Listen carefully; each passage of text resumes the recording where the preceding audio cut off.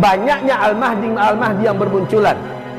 Arqam yang ada di Malaysia dulu juga ngaku syekhnya itu sebagai Al-Mahdi.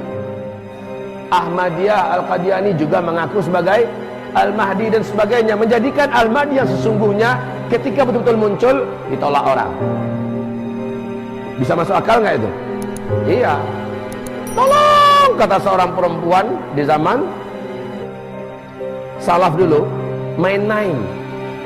Ketika dia menggembalakan ternak, dia main-main, tolong.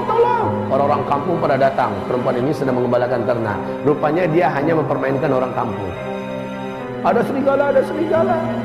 Merasa dipermainkan, orang kampung kesel. Besoknya tolong. Orang kampung nggak peduli lagi. Padahal betul-betul serigala datang. Ini contoh ketika Al-Mahdi beneran datang. Saking banyaknya penipuan selama ini, nggak percaya akhirnya. Ini bahayanya kaum muslimin.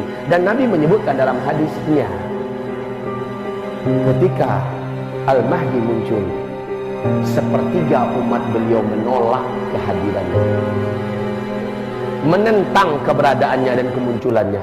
Sepertiga lainnya abstain.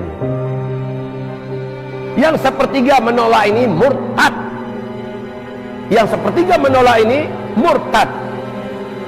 Laqad irtaddu an dinihim, sungguh mereka murtad dari agama mereka. Nah, kaum muslimin yang kami muliakan, dari sekian banyak ulama dan dai di dunia, afwan, silahkan hitung, bisa dihitung dengan jari tangan ini, berapa ulama sih yang mau bicara tentang fenomena akhir zaman, betul tidak? Berapa ulama dai di Indonesia yang membicarakan tentang Al-Mahdi secara spesifik, secara detail, karena mereka menganggap Allah itu nggak penting, itu lama lagi segala macamnya. Dai-dai juga banyak nggak mau dengerin. Mana-mana dai yang mau mendengarkan dan mereka mencoba membuka dirinya. Al-Mahdi muncul, umat Islam dipersatukan. Yang mau bersatu tentunya. Dan ingat, zaman Al-Mahdi muncul, zaman setelah terjadinya hantaman meteor menabrak bumi, ya, hantaman meteor. Meteor ini seperti yang sudah kita jelaskan, salah satu dampak negatifnya adalah manusia setelah itu sudah tidak memiliki lagi teknologi sama sekali, ya. Fase kelima, kita akan masuk fase kelima di sini, ibarat Allah. Di fase kelima ini akhir daripada keberadaan umat Islam di muka bumi. Ini adalah fase kelima. Umat Islam, ya, akhir kepada umat Islam, bukan umat manusia. Di sini masih ada hidup manusia. Barulah kiamat terjadi di sini ketika orang Islam sudah tidak ada lagi sama sekali di bumi. Jadi kita saat membicarakan fase kelima, itu fase Allah menepati janjinya khilafah Islamiyah terakhir, di mana kekuasaan khilafah ini meliputi seluruh bumi, terwujud daripada janji Allah di Al-Quran surat 24 An-Nur ayat 55. Ini menurut CIA Amerika Serikat startnya 2020. Di New York Times,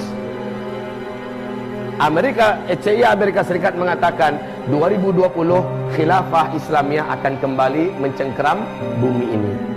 Kalau menurut KGB, intelijen Rusia, mereka menyebutkan puncak khilafah Islamiyah kembali menguasai dunia adalah tahun 2025. Dan Nabiullah Muhammad SAW menyebutkan masa periode kelima ini dari 7 tahun, 8 sampai 9 tahun saja antara ini. Anggaplah kita ambil 9 tahun, berarti nggak lama fase kelima ini, Pak. Lalu umat Islam diwafatkan serentak.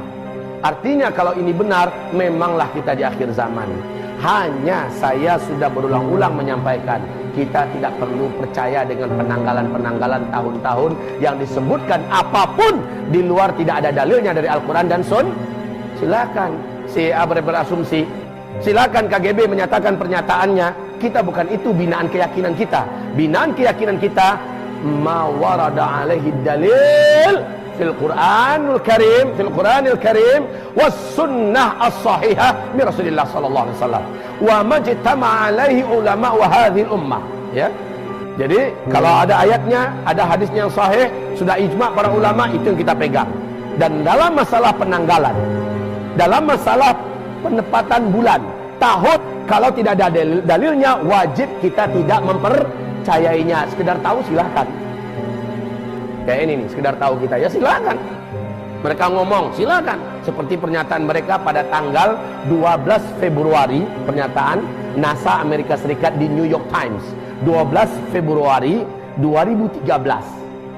Silakan dibuka sekarang di Google, ada nggak apa yang saya sampaikan ini? Ingat, 12 Februari 2013 di New York Times, newspapernya, majalah elitnya Amerika Serikat, kaum muslimin, mereka menyatakan Sungai Efrat telah menyusut 60%.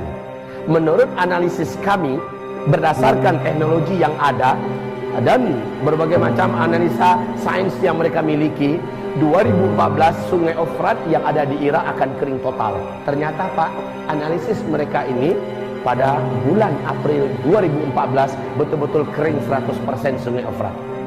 Jadi analisa mereka berdasarkan teknologi. Mereka menyatakan begitu. Kita tidak disuruh untuk mengimaninya, tapi kalau sudah terjadi, memang ada kok hadisnya. Kan begitu? Rasulullah menyatakan tidaklah terjadi kiamat sampai mengering dulu Sungai Efrat, dan Sungai Efrat sudah kering pada hari ini. Kaum muslimin yang kami muliakan,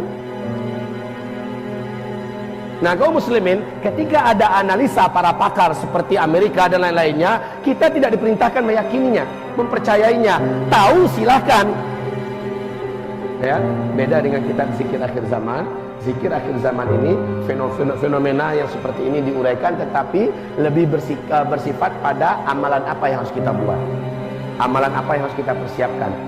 Jadi loncatan menuju kepada khilafah fase kelima memang sangat dekat menurut asumsi CIA Amerika Serikat dan KGB Rusia. Menurut Al-Quran bagaimana? Serahkan ilmunya pada Allah. Tapi Allah menjanjikan pasti terjadi. Menurut hadis kita memang sudah di fase keempat. Tanda-tanda menuju khilafah juga sudah sangat dekat. Sangat dekat Pak. Ibarat Allah yang kami muliakan. Baik, saat saya menceritakan tentang Al-Mahdi, dimulai dengan meteor, dan meteor ini adalah pertanda Al-Mahdi akan muncul. Kan banyak orang bertanya, Pak Ustaz, ketika Al-Mahdi muncul kan teknologi udah nggak ada. Jadi kapan kita tahu bahwa Al-Mahdinya sudah muncul? Gimana pemberitaannya kepada dunia? Senang saja. Kalau Bapak Ibu mau tahu kapan Al-Mahdi muncul, tandanya adalah jatuh meteor. Habis meteor itu jatuh dalam hadis yang dhaif di bulan Ramadan jatuhnya. Ingat, saya bahasakan hadisnya dhaif. Lebih baik ada rujukannya ke hadis dhaif daripada sama sekali tidak. Tapi kita tidak membangun akidah dan keyakinan di atas itu. Para ulama ahli hadis mengatakan mengutamakan hadis dhaif lebih baik daripada mengutamakan perkataan ulama. Hadis dhaif bagaimanapun dhaifnya tetap hadis dari Rasul sallallahu alaihi wasallam. Tapi kita tidak membina keyakinan di atas itu, cukup sekedar tahu. Paham kaum muslimin? Nah, bulan Ramadan terjadi benturan bumi yang keras dari meteor. Lalu dampaknya 40 hari 40 malam bumi ini gelap. Inilah dia tanda besar kiamat yang pertama, dukhan.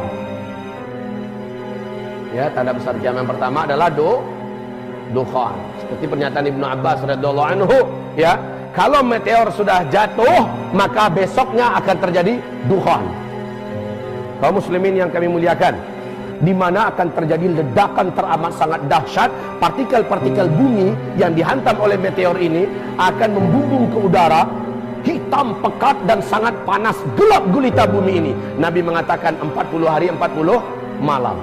Nah, ini pertanda Al-Mahdi dah mau muncul itu sudah.